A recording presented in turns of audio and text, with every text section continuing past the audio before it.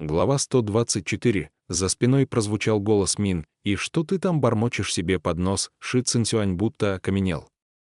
Селянь хотел помочь ему заговорить, но язык не слушался. И неудивительно, ближайший друг, которому всегда доверял, оказался притаившийся совсем рядом тварью, которой более всего боялся. А вокруг никого, кто мог бы помочь, и замыслы врага до конца неизвестны, кто бы не испугался, и вдруг пальцы Мин и сжались так крепко, что плечо Ши Цинцюаня пронзило болью, пришлось невольно подчиниться и отпрянуть назад. В тот же миг из ручья высунулась пара мертвенно-бледных рук, которые тянулись к горлу Ши Цинцюаня. Водный гуль, но благодаря Мин и руки схватили пустоту. Затем он нанес удар по воде, повлекший за собой виск, наверняка твари сильно досталось, и больше напасть она не посмеет. Ши Цинцюань обмяк на земле, а Мин и, поддернув его наверх, сказал: «Ты что, умом повредился?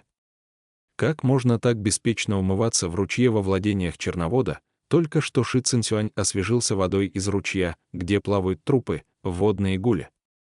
Он должен был почувствовать омерзение, однако совершенно не обратил внимания на этот факт. С его щек и кончиков волос до сих пор стекала вода. Напоминая мокрую курицу, он выглядел ужасно подавленным. А когда Мин и потащил его за собой, бездумно повиновался. На самом деле, если как следует поразмыслить, все, что касалось этого Мин Сюна, так и сквозило бесконечными странностями. Он являлся повелителем Земли, и как-то само собой получалось, что все магические поля сжатия тысячи рисовал именно он. Однако в том, что по сути являлось его коронным номером, каждый раз возникали осечки. Каким-то неведомым способом их вчетвером перенесло из монастыря водных каштанов в поселок Богу, а при отправке повелителя вод и повелителя ветров с острова Черных вод снова случилась неприятность. Помещение, которое много лет не использовали, потеряло силу. Проделки иной твари. Закулисный злодей оказался слишком умен и обвел их вокруг пальца, к чему лишние предположения. Самый простой ответ — все это целиком и полностью подстроено самим Мин, и когда повелителя ветров в первый раз забрал истинный божок пустослов, это Мин и потерял его. Также он был первым, кто обнаружил повелителя ветров, лишенного магических сил. Именно он постоянно находился рядом с Ши Цинцюанем и как свои 5 пальцев изучил все его страхи и привычки тем, кто знал пароль повелителя ветров и мог, управляя истинным божком-пустословом, угрозами заставить Ши Цинцюаня своими руками открыть дверь на башне пролитого вина, тем самым разрушив защитное поле, тоже был он. Когда он своими руками разбил табличку в храме ветров, и вот, ни один мускул не дрогнул на его лице. Возможно, ему просто настолько наплевать на чужое мнение. А возможно, он сделал это намеренно. Воспользовавшись благородным предлогом, у всех на глазах разбить в щепки хромовую табличку своего врага и, более того, добиться от объекта ненависти горячей благодарности за содеянное. Верх бесстрашия и бесчинства, и не то чтобы Селянь ни разу не усомнился в нем, памятуя о всех мелких странностях. Принц даже лично пробовал испытать его, задал 3 вопроса. Но ему и в голову прийти не могло, что произошло нечто настолько немыслимое, настолько отчаянно дерзкое. Среди них все это время прятался демон, который долгие годы притворялся небожителем, хозяин черных вод, всегда вел себя скромно. Конечно, он вел себя скромно, ведь ему столько времени пришлось существовать под чужой личиной. Тогда в ответах Мин и действительно не оказалось лжи. Поглотив истинного божка-пустослова, черновод заполучил его способности, а также мог управлять им как слугой. Непревзойденный князь демонов, он намного превосходил тварь по силе и, разумеется, не попадал под ограничения той особенности. Он мог говорить правду, когда хотел, равно как и лгать по собственному желанию. Руки и ноги того скелета оказались весьма ловкими и подвижными, что очень подходило повелителю земли. Для чего же его выставили в чертоге сумрачных вод? Иначе никак. Все-таки то были останки небесного чиновника. И если отнестись к ним без должного уважения, лишь наспех предав земле, последствия наверняка ждут самые неблагоприятные. Гробовая доска его не удержит, стало быть, необходима церемония высшей торжественности, а именно размещение останков в собственном дворце. Но Селянь догадался об истинной личности скелета не только поэтому. Ему помог тот бросок. Повелитель вод спросил, почему у скелета могла возникнуть вспышка угасающей свечи. Тогда Мин и ответил, опережая всех, главное, чтобы эта тварь не вскочила с места и не встала у нас на пути, а что он такое, совершенно неважно. Но на самом деле вероятнее всего, что настоящего Мин и встревожила вовсе не первая фраза, а последующее обращение «Ваше превосходительство, повелитель земли». Поскольку именно он, настоящий повелитель земли, а тот, кто притворялся им, стоял совсем рядом, и к тому же, аккуратно обходя важные вопросы, уводил их в неверном направлении. Иногда Мин и намеренно шел вразрез собственному плану, делая пару шагов в сторону истины, чтобы отвести от себя подозрения. К примеру, он сказал Хуачину: «Так значит, у тебя действительно есть лазутчик в чертогах верхних небес». Но ведь лазутчиком как раз и являлся он сам. Потому и Хуачен насмешливо бросил: «Я думал, тебе давным-давно это известно». Скрытый смысл его слов был таков: к чему все это притворство? Однако стоит заметить, что слово «лазутчик» здесь не подходит. Должно быть, они заключили между собой какое-то соглашение. К примеру, обменивались сведениями. Двое непревзойденных князей демонов вступили во взаимовыгодное сотрудничество. Это ли не двойная победа?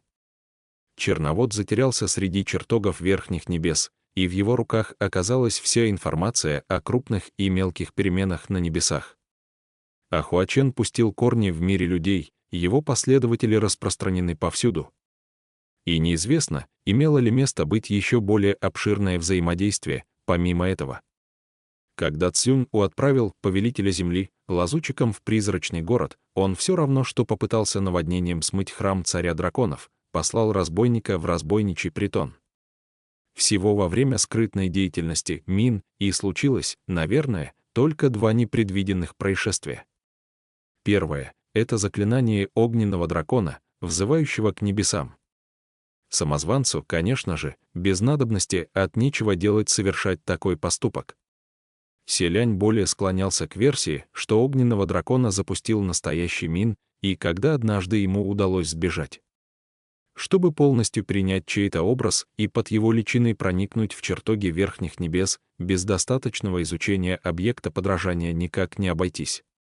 Поэтому самозванцу повелитель Земли был нужен живым, чтобы по капле вытягивать из него необходимые сведения, включая жизненный опыт, мастерство, способы применения артефактов и тому подобное.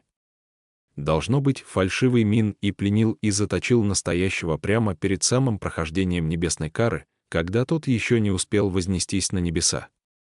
В противном случае, если бы тому уже удалось завязать знакомство с остальными небесными чиновниками, раскрыть самозванца было бы гораздо проще. Произошло непредвиденное, поэтому Хуачен, получив весть, не мог не отлучиться, чтобы помочь партнеру уладить последствия. И тут же Селянь весьма удачно получает задание от Цюнь проникнуть в призрачный город для спасательной миссии. Тогда принцу так не показалось, но теперь, вспоминая, он заметил одну вещь: не слишком ли легко им дался весь процесс. Селянь действительно спас повелителя земли из темницы Дома Блаженства. Но как он обнаружил саму темницу, все потому, что сначала ему на глаза попался подручный Хуачена в демонической маске и с проклятой конгой на руке, затем принц увидел, как тот скрытно передвигается по Дому Блаженства. Такая вещь, как проклятая конга, — это позор. И обычно небожители, которых низвергли с небес, желают всячески ее скрыть. А незнакомец в маске открыто носит на руке. Но почему после он все-таки спрятал конгу? Кроме объяснения по неосторожности, существует еще одно: он сделал это намеренно, как раз чтобы привлечь внимание селяня и позволить ему удачно и без помех обнаружить заточенного, фальшивого повелителя земли. На самом же деле настоящий Мин, и должно быть, был убит сразу после того, как послал сигнал о помощи. Но избавиться от трупа, чтобы замести следы, невозможно, при этом тело оставлять тоже нельзя, ведь это означало лишние улики. поэтому его обратили в скелет. Вторая непредвиденная неприятность — это то, что Ши Цинсюань, напуганный истинным башком-пустословом, обратился за помощью к селяню. Хуачен, что вполне очевидно, не желал позволять селяню ввязываться в это дело, поэтому Мин и тогда сказал ему: «Я вовсе не по своей воле пришел сюда». А когда Хуачен в башне пролитого вина отлучился, наверняка отправился поговорить с Мин из глазу на глаз, чтобы узнать, чего тот, в конце концов, добивается. У селяня не было возможности объяснить все это подробно Ши Цинсюаню, однако тот наверняка сам постепенно догадался о каждой детали, спрятанные в рукавах руки било мелкой дрожью. Пока они шли вперед плечом к плечу, селянь все думал, куда же подевался Шиуду. Именно повелитель вот первым вышел через ту самую дверь, а Мин и был последним, значит, он не мог ничего сделать с Шиуду до того, как встретил Ши Цинсюаня. В таком случае остаются три варианта. Первый — Шиуду перенесло в какое-то другое место. Второй — в месте, куда он перенесся, его поджидала другая тварь, и повелитель вот уже столкнулся с бедой. Третий — Шиуду покинул остров в одиночку.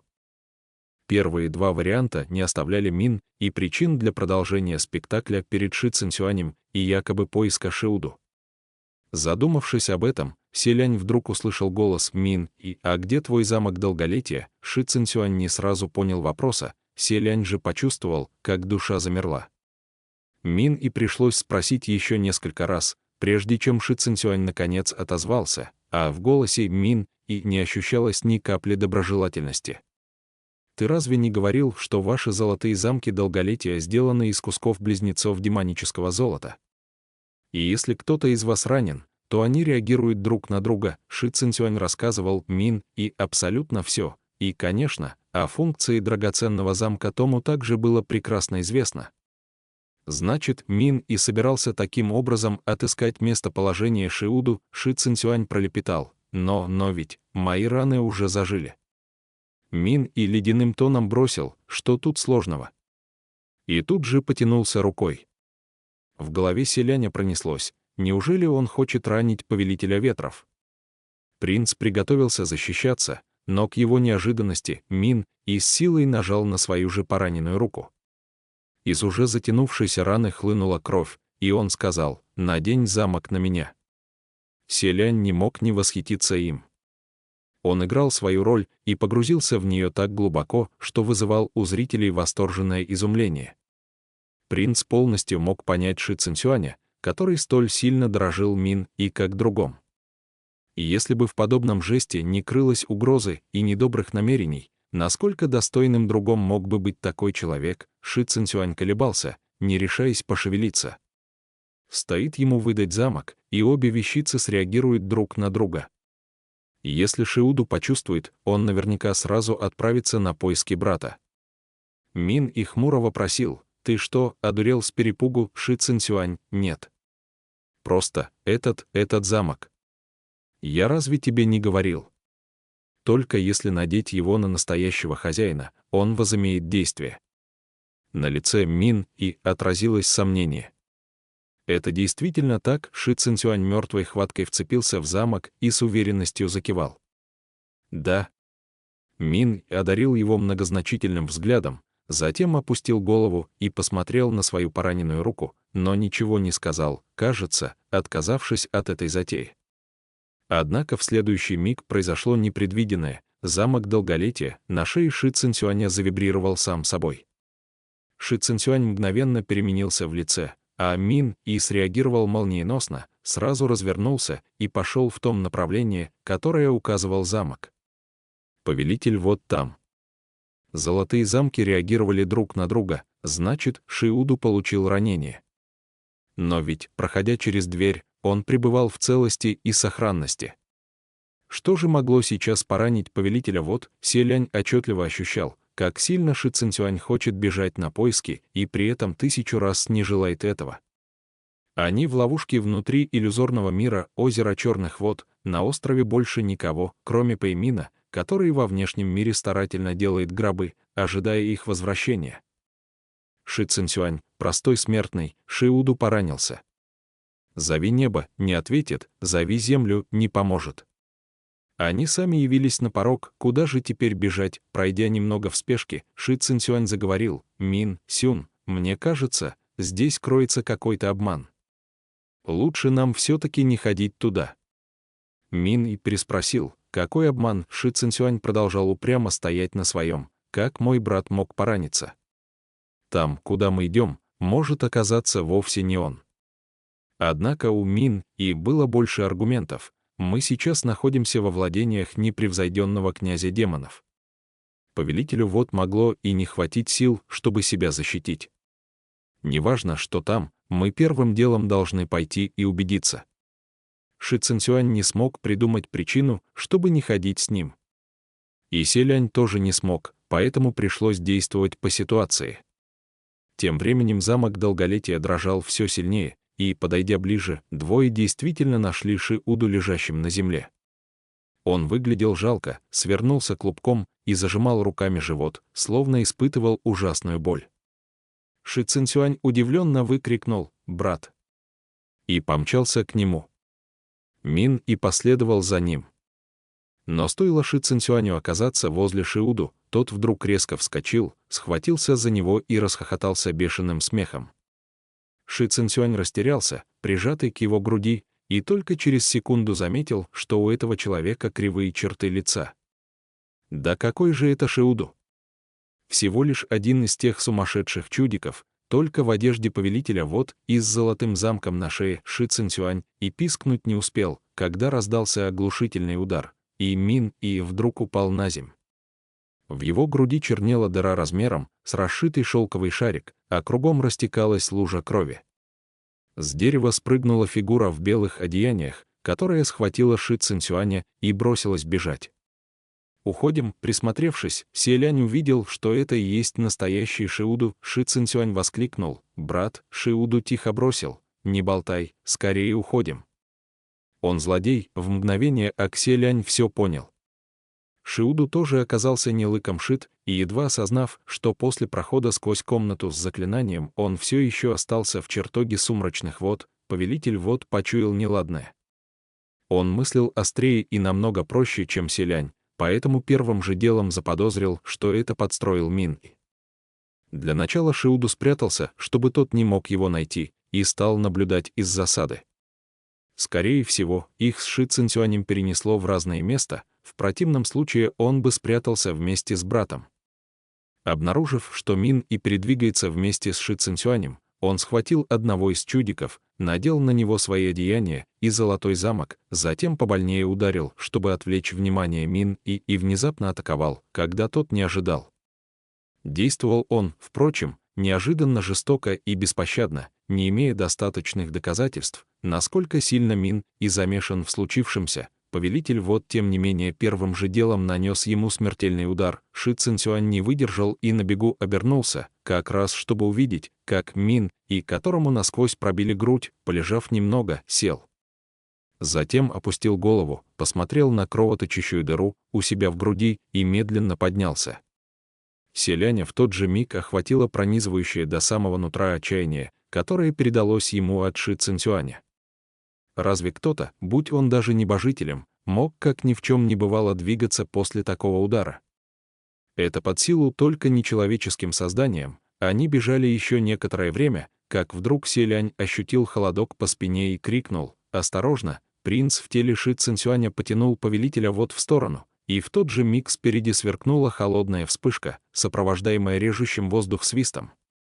Если бы не Селянь, повелителю вод уже полоснуло бы по горлу этой вспышкой. Невидимые воины, которых можно разглядеть лишь в отражении воды, Ши-Уду выругался, выхватил веер повелителя вод и сделал взмах. С обратной стороны веера, где были изображены водные потоки, вырвалось больше полудюжины длинных и тонких водяных стрел, которые закружились вокруг них, образуя защитный круг. Теперь невидимки не могли к ним подобраться. Продолжая бежать, Ши Цинцюань то и дело оборачивался, и вдруг у него по спине пробежали мурашки. Он догоняет. Мин и в самом деле оказался всего в 20 чжанах от них, шел неспешной походкой. То есть, выглядело все именно так, но каждым шагом он на порядок сокращал расстояние между ними, будто делал не один, а сразу 7-8 шагов, и вот-вот готов был ухватить обоих за шиворот. Шиуду, не оборачиваясь, сделал взмах веером, и с поверхности артефакта слетело еще 20-30 стремительных водяных стрел в форме драконов. Они явно были созданы из воды, но при этом в полете издавали звук, как от стальных лезвий. Еще взмах, и стрел стало в 2 раза больше. Через несколько взмахов уже более сотни водяных стрел летело в Мин и ровным строем. Если хотя бы одна достигнет цели, она пронзит противника насквозь, оставив жуткую дыру. Но случилось непредвиденное. Мин и смог голыми руками поймать первую же стрелу, летящую в него, и отбросить прочь, подобно веревке. В тот же миг веер повелителя вод выдернуло из рук Шиуду, а стоило вееру покинуть хозяина, и летящие по воздуху водяные стрелы драконы обернулись мелким дождем, что пролился на землю. Шиуду резко остановился и посмотрел на свои руки, не в силах поверить в происходящее. За сотни лет впервые кто-то вырвал из его рук веер повелителя вод. Поняв, что им не скрыться, он резко развернулся, покуда Мин и, заложив руки за спину, уверенным шагом направился к ним. С ним происходили какие-то неявные изменения. И с каждым шагом этих изменений становилось больше. И без того белоснежное лицо сделалось еще более бледным, таким же бескровным, как у Хуачена. Глаза стали более глубокими, и, разумеется, взгляд заметно помрачнел. На полах первоначально простых черных одеяний в самых неприметных углах показался темный водный орнамент, вышитый тонкими нитями, таинственно переливающийся серебром. Когда он приблизился к повелителям ветров, и вот, то будто бы обернулся совершенно другим человеком, хотя в целом лицо осталось прежним. Повелитель Земли не являлся богом войны, боевой мощи ему не доставало, да и магические силы находились на низком уровне. Однако тот, кто стоял сейчас перед ними, явно не отвечал этим двум признакам, и разница была весьма серьезной. Шиуду настороженно спросил: «Да что же ты за тварь?» Минный, кажется, его слова показались смешными. Прищурившись, он сказал: «Ты находишься в моих владениях, и еще спрашиваешь, что я за тварь?» Шиуду спросил: «Черный демон черных вод». Мин и посмотрел на Ши Цинсюаня, но тот никак не отреагировал. Тогда Шиуду продолжил: «Ты все время был повелителем земли». Или, не договорив, он тоже осознал. Вот оно как. Однако Шиуду понял лишь то, что черный демон все это время прятался среди чиновников верхних небес. Он продолжил: «Мы с тобой никогда не задевали друг друга, властвовали на разных территориях. В этот раз я попал в твои владения не по своей воле. Почему бы каждому из нас не пойти на взаимные уступки?» Мин и ответил: «Значит, даже у водяного самодура случаются времена, когда он не решается самодурствовать». Шиуду от природы был высокомерен, и после этих слов на его лице промелькнула тень недовольства. Непреодолимые обстоятельства и присутствие младшего брата рядом вынуждали его покориться, и все же уступать повелитель вод не желал. «Если бы не сложившееся неудачно для меня время и место, не думай, что я бы тебя испугался». Однако Мин и в ответ лишь сделал шаг в его сторону и зловещим тоном прошипел: «Шиуду, взгляни, кто я такой». Шиуду чуть нахмурился, глядя на него. Он ведь уже не раз видел это лицо, принадлежащее повелителю земли, и потому не понял, что он хочет этим сказать. «Какого ответа ты от меня ждешь?» Помолчав, он решил, что черновод намекает, чтобы они не раскрывали его истинной личности, и сказал: «Кто ты такой, совершенно неважно. Своим именем повелителя вод я клянусь, что если это не коснется меня и моего брата, что бы ты ни задумал, я совершенно не собираюсь вмешиваться». Не дав ему договорить, Мин и прохладно заметил: «И впрямь, чем выше положение, тем хуже память, да, водяной самодур. Когда-то ты перевернул столько записей мира людей с гороскопами рождения и именами смертных, столько сил потратил, чтобы найти меня одного. И что же, прошло всего-то несколько сотен лет, а ты уже позабыл, как я выгляжу». Его слова заставляли черты Шиуду искажаться с каждой секундой. Выражение, которое обычно проявлялось на лицах простых смертных при виде призрака, вживую, теперь впервые отразилось на его лице. Зрачки Шиуду сузились до маленьких точек, с губ сорвалось: «Ты еще жив». Хэсюань же холодно выплюнул: «Я мертв». потом внезапно вскинул руку, будто схватил что-то в воздухе и поднял вверх. Селянь ощутил приступ внезапной боли в голове. Это Ши Цинцюань попал под влияние магических сил черновода и упал без чувств. Селянь не знал, сколько времени прошло, когда его сознание вместе с сознанием Ши Цинцюаня постепенно прояснилось. Он еще не успел открыть глаза, но уже почувствовал, как что-то то и дело трется об него. А когда Ши Цинцюань медленно поднял веки, обнаружил возле себя с полдюжины косматых, дурно пахнущих голов. Его окружила группа сумасшедших чудиков, которые беззастенчиво посмеивались с глупыми выражениями на лицах и при этом неустанно ощупывали Ши Цинцюаня руками. Селянь отнесся к увиденному довольно спокойно, поскольку посчитал, что опасности для жизни нет. К тому же, эти чудики также не представляли для него угрозы, если не брать во внимание их ужасно грязный вид. В отличие от принца, Ши Цинцюань не на шутку перепугался и тут же попытался оттолкнуть странных незнакомцев, да только услышал звон железных цепей. Запястья и лодыжки сковало ледяным металлом, который не давал пошевелиться.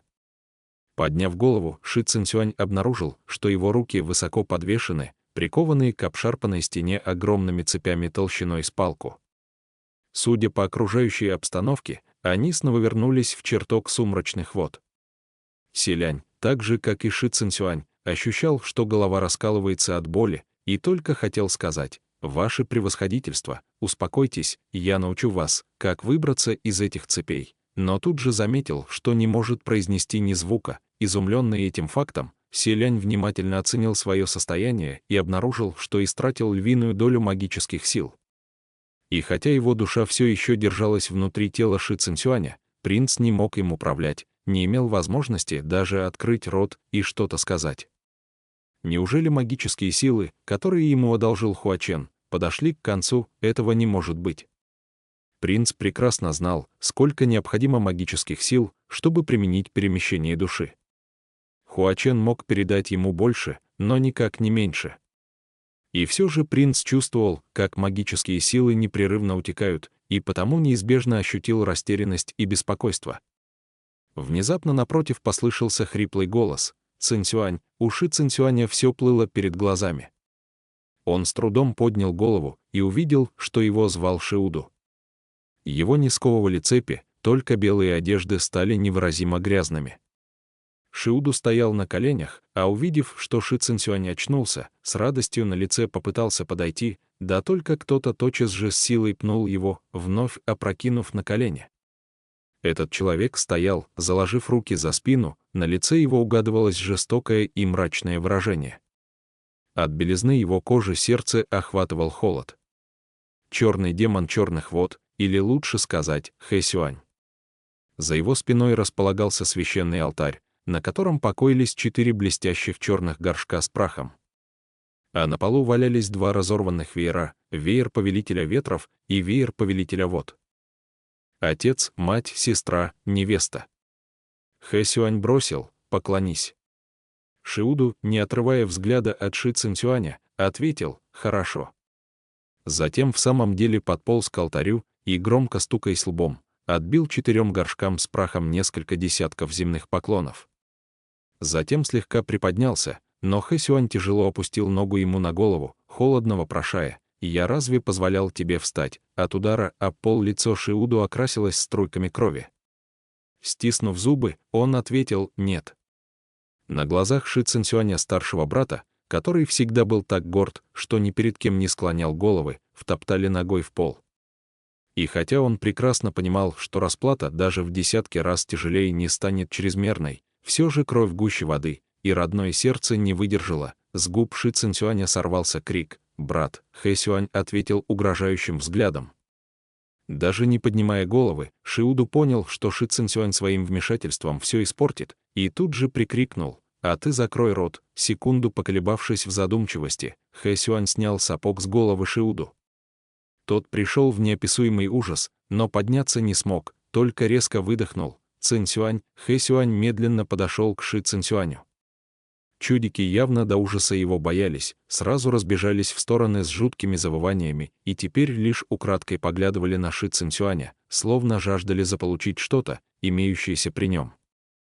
Ши Цинцюань, прикованный к стене, смотрел, как к нему медленно приближается несравнимо знакомое лицо, которое теперь казалось неописуемо чужим. Хэ Сюань присел перед ним на корточки и, помолчав, задал вопрос. Страшно встретиться с истинным башком-пустословом. Вопрос прозвучал без тени эмоций, однако взгляд Ши Цинцюаня при этом опустел, губы задрожали, но с них не слетело ни звука. Прежде он испытывал небывалый страх по отношению к истинному башку-пустослову, а теперь перед ним находился тот, кто поглотил ту самую тварь и был в десятки, сотни раз страшнее, чем кошмарные сны, которые он видел в юности. И этот ужас он должен был испытать уже давно. Шиуду вмешался. Хэ Сюань, отвечать за поступок должен тот, кто его совершил. Это я придумал использовать тебя, чтобы отвести от него напасть. Мой брат здесь совершенно ни при чем. Хэ Сюань холодно усмехнулся. Ни при чем. Не отрывая взгляда от Ши Цинцюаня, он выплюнул по слову: твой брат, от природы посредственный, обыкновенный смертный, получил возможность вознестись на небеса в безграничном величии. Ему досталась моя судьба, он наслаждался жизнью божества, предназначенной мне. Так скажи мне, это ли называется ни при чем? Каждое слово ножом врезалось в сердце. Он говорил это Ши Цинцюаню, чтобы тот слушал и прекрасно осознавал, как обстоит дело, и невольно опускал голову, чувствуя, что больше не сможет поднять ее никогда в жизни. Шиуду, на силу взяв себя в руки, ответил: ты же постоянно находился рядом с ним, а значит, должен понимать, что я тебе не лгу. У него такой характер, он не умеет держать язык за зубами. От начала до конца он, правда, ничего не знал. Хэ Сюань сурово бросил: именно это и вызывает еще большую ненависть. С какой стати он ничего не знал? Голова Ши Цинцюаня опустилась еще ниже. С какой стати он, питаясь чужой кровью, наступая на чужие кости, вскарабкался на небеса, и сам при этом чувствовал себя легко и привольно, нисколько не обремененный знанием о том, откуда у него все то, что он имеет. Хэ Сюань добавил: он не знал ничего тогда, но теперь-то не знает. Ши Цинцюань поднял голову, его голос дрогнул. Мин Сюн, я, Хэ Сюань выкрикнул: замолчи. Его лицо практически сделалось зверским, от одного взгляда Ши Цинцюаня прошиб озноб, и он замолчал, будто цикада зимой. Хэ Сюань резко поднялся и принялся ходить из стороны в сторону по залу чертога сумрачных вод. «Я давал тебе шанс». Низко рявкнул он. Ши Цинцюань закрыл глаза и сжал кулаки. Селянь вспомнил наполненную гневом фразу, произнесенную Хэ Сюанем в поселке Богу: «Хорошо». «Хорошо». И еще тот раз, когда Ши Цинцюань вознамерился вместе с Пэй Мином отправиться к Восточному морю, а Мин и хотел его остановить. Но каждый раз Ши Цинцюань избирал помощь Шиуду. Он тихо проговорил: «Прости». Хэ Сюань остановился и спросил: «Какой прок мне от твоих извинений?» 4 горшка с прахом стояли в ряд прямо перед Ши Цинцюанем, словно насмешка в ответ его простенькому извинению. От их вида становилось только больнее, нутро жгла тревога, и казалось, что не скажи, тебя грубо поставят на место. Ши Цинцюань произнес: «Знаю, прока нет, но я», Хэ Сюань равнодушно перебил: «Но что?» «Ты знаешь, что прока нет, но все равно стараешься выразить свою искренность, надеешься меня растрогать, надеешься, что я забуду об отмщении и сброшу груз ненависти». Ши Цинцюань поспешил ответить: «Нет. Вовсе нет. Я не это имел в виду. Я правда думаю, что очень виноват перед тобой». «Правда». Мин. Хэ. Молодой господин Хэ. Я знаю, мы с братом оба совершили ошибку, и когда все зашло так далеко, уже ничем не поможешь, так что, Хэ Сюань, слушая, переспросил: «Так что?» В эту самую минуту любые разговоры были бессмысленными, и Ши Цинцюань, хоть и очень старался, не мог подобрать больше слов. Хэ Сюань холодно произнес: «Говори». «Что же ты замолчал?» «Так что ты согласен искупить вину смертью?» Ши Цинцюань замер. Шиуду, не в силах слушать, закричал: «Хэ Сюань! Изначально вина лежит на мне и на истинном башке-пустослове, а Цинцюань, пусть даже виноват, не заслуживает смерти, и ты, Хэ Сюань, перебил. И кто же из 5 членов моей семьи был виноват?» кто из нас заслуживал смерти, Шиуду запнулся. А Хэ Сюань спросил снова, говори. Ты согласен? Ши Цинцюань прошептал, я согласен. Хэ Сюань ответил холодной усмешкой. Поскольку Ши Цинцюань опустил голову, Селянь не видел выражения его лица, а если бы даже увидел, наверное, не смог бы понять, какие мысли за ним скрываются. Спустя мгновение Хэ Сюань отошел от него, все так же с руками за спиной.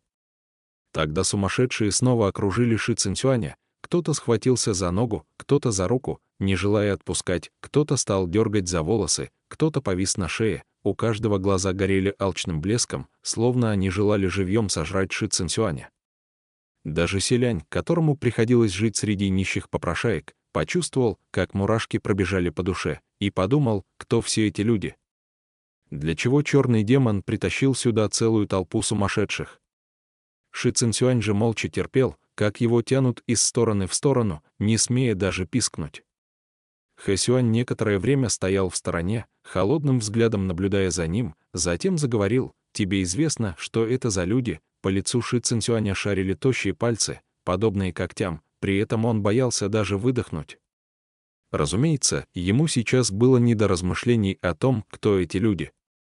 Он покачал головой, а Хэ Сюань произнес, гнилые, ни на что негодные судьбы, хуже судьбы последней твари, судьбы, которые довели своих обладателей до сумасшествия. Принца посетила смутная догадка, и его душу постепенно охватило холодом.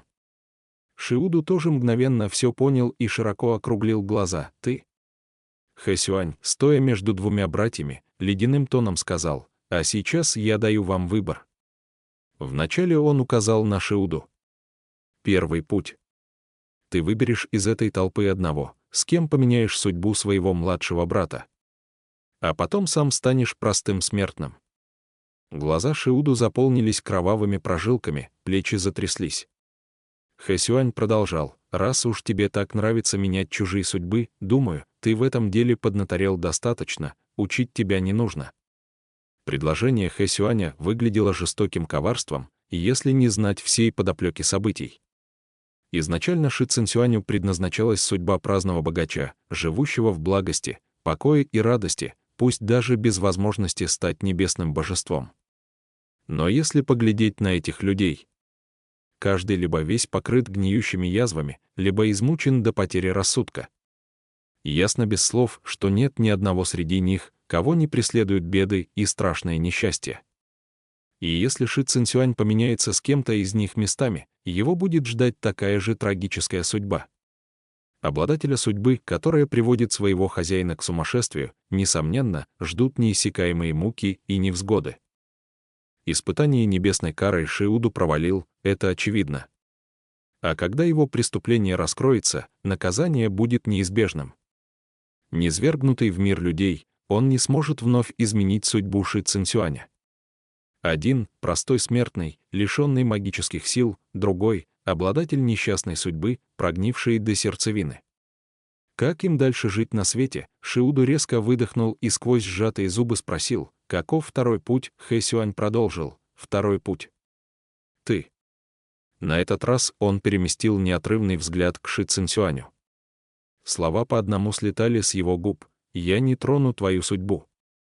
Но ты прямо здесь, на моих глазах, отрежешь голову своему брату». Цзынь. С громким звоном он бросил на пол покрывшийся ржавчиной клинок. Ши Цинцюань уставился на оружие, широко распахнув глаза. Хэ Сюань добавил, «И после ты никогда не появишься передо мной. Таким образом, я сделаю вид, что тебя на этом свете не существует». Ненависть, въевшаяся в кости, которую он носил в себе несколько сотен лет, наконец достигла крайней точки и вырвалась на свободу. Кто угодно сейчас мог увидеть воочию, как в его глазах горит безумие, кто угодно мог понять, что его речи — это не просто слово. Спустя несколько секунд молчания Шиуду прохрипел, «Я сделаю это сам».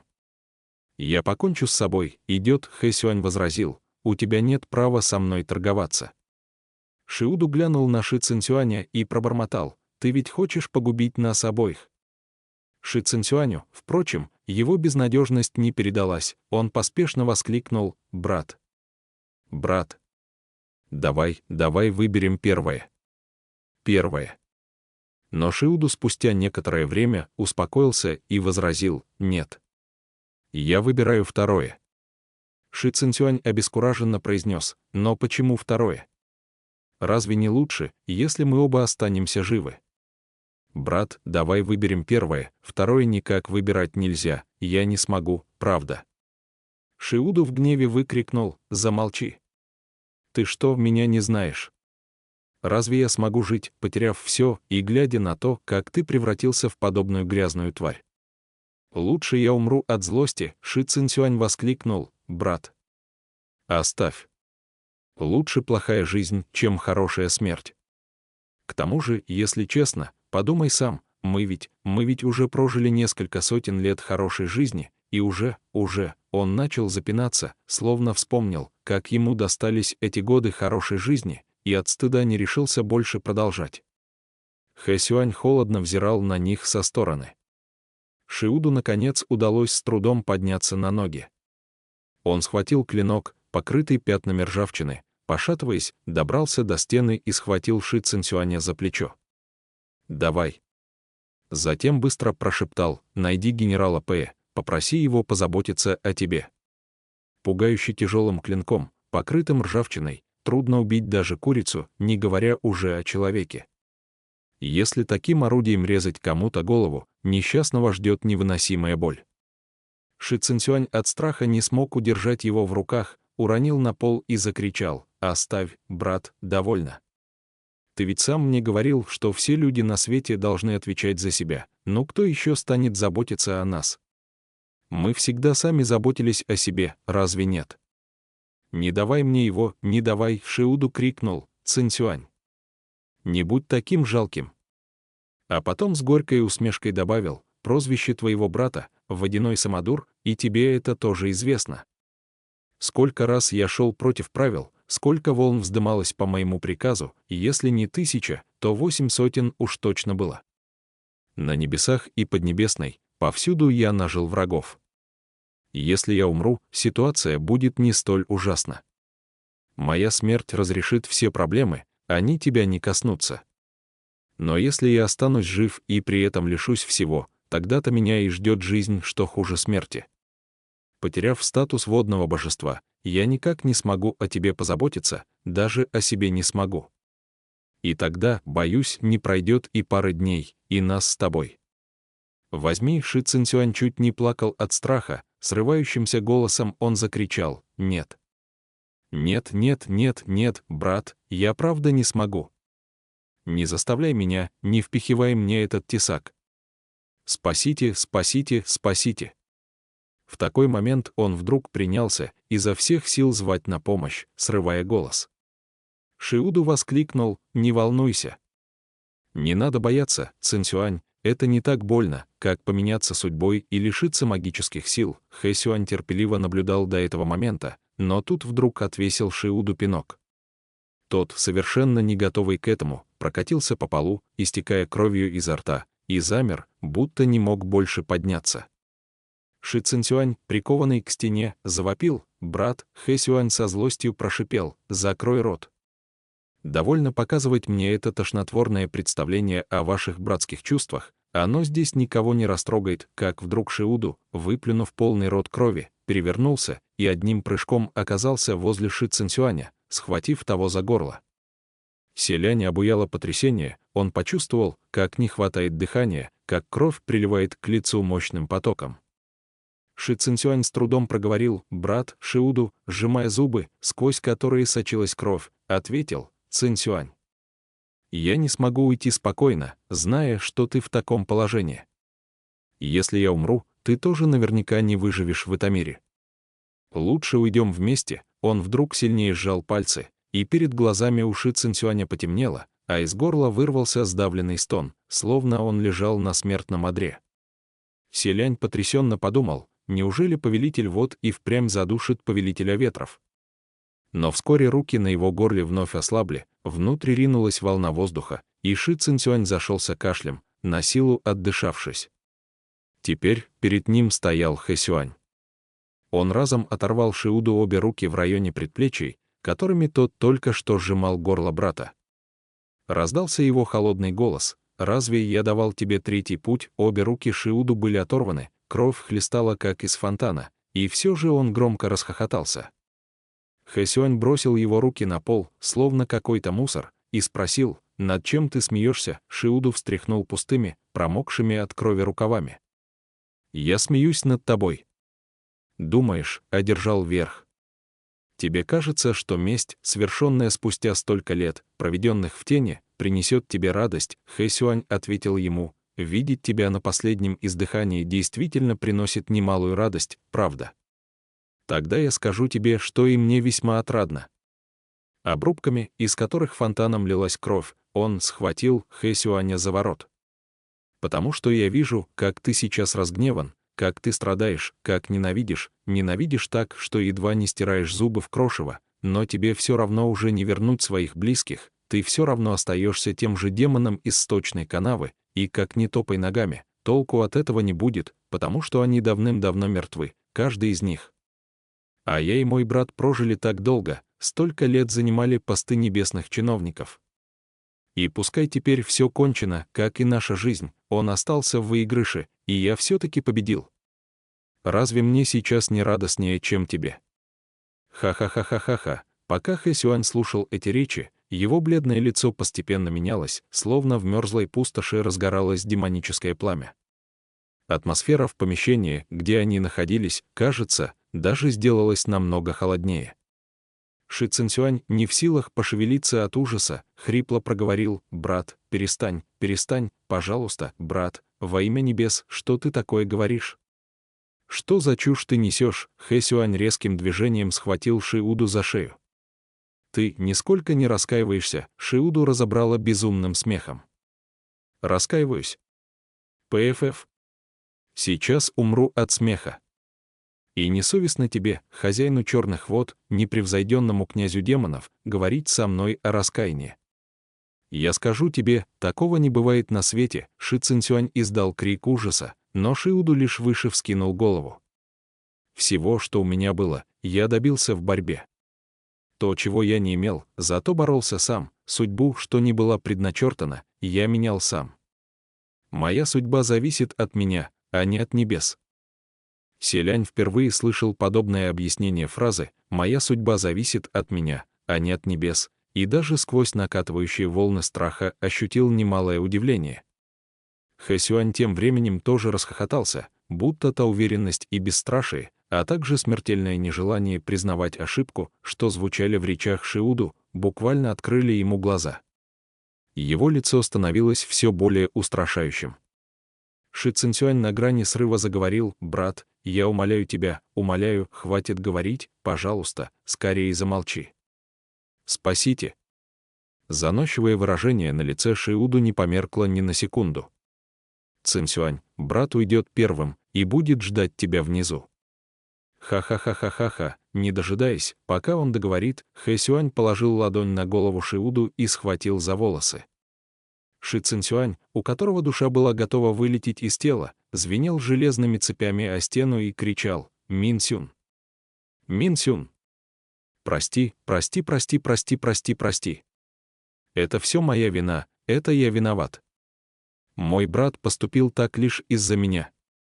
Он сошел с ума, он сошел с ума. Ты разве не видишь? Ты». Ши Цинсюань хотел бы молить его о милосердии, но мольбы никак не сходили с языка, получалось лишь взглядом бить земные поклоны. Хэсюань посмотрел на него, и вдруг, будто его посетило какое-то воспоминание, движения, чуть затронутые спокойствием, застыли. При виде этого Ши Цинсюань словно схватился за последнюю нить надежды, облегченно выдохнул, и слезы, наконец, покатились из его глаз. Но ни одна так и не успела разбиться о пол. Раздался холодный, бессердечный голос Хэсюаня: «Ты не к тому обратился». В следующий миг он резким движением руки оторвал голову Шиуду от шеи. Голова Шиуду отделилась от тела, и из неровной рваной раны хлестанула кровь, которой окропила одежду и лицо Ши Цинсюаня. Тот, не выдержав, наконец разразился криком, будто сошел с ума.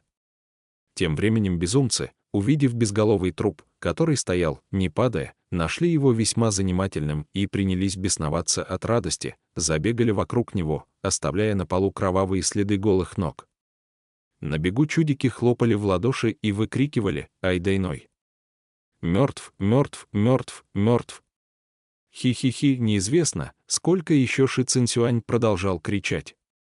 Казалось, его душа от крика вылетит из тела. И неизвестно, когда эти крики стихли. Но когда сознание селяня прояснилось следом за его сознанием, он уже довольно долго сидел на окровавленном полу. Хэ Сюань стоял неподалеку. Он поднял одной рукой голову Шиуду с широко распахнутыми глазами и взирал на нее сверху вниз. Потом Хэ Сюань бесстрастно обратился к Ши Цинцюаню. «Ничего не хочешь сказать?» Ши Цинцюань неотрывно пялился на горшки с прахом, которые стояли перед ним на священном алтаре, а еще на 2 сломанных веера, лежащих на полу. Спустя долгое время он, запинаясь, произнес: «Я хочу умереть». Хэ Сюань равнодушно бросил: «Размечтался». После Хэ Сюань протянул к нему руку, и Ши Цинцюань закрыл глаза. В тот же миг душу селяня вдруг выдернуло из тела и подняло высоко-высоко. Сверзившись с этой высоты, принц открыл глаза и обнаружил себя безвольно лежащим в объятиях человека в красных одеждах. Хуачен легонько придерживал его за подбородок и одаривал по-настоящему глубоким поцелуем. Так вот почему селянь ощущал, как стремительно утекают магические силы, поддерживающие заклинание перемещения души. Выходит, Хуачен избрал самый быстрый и эффективный способ, чтобы забрать обратно все магические силы, которые только что сам передал селяню, и тем самым успешно вернуть душу принца в тело.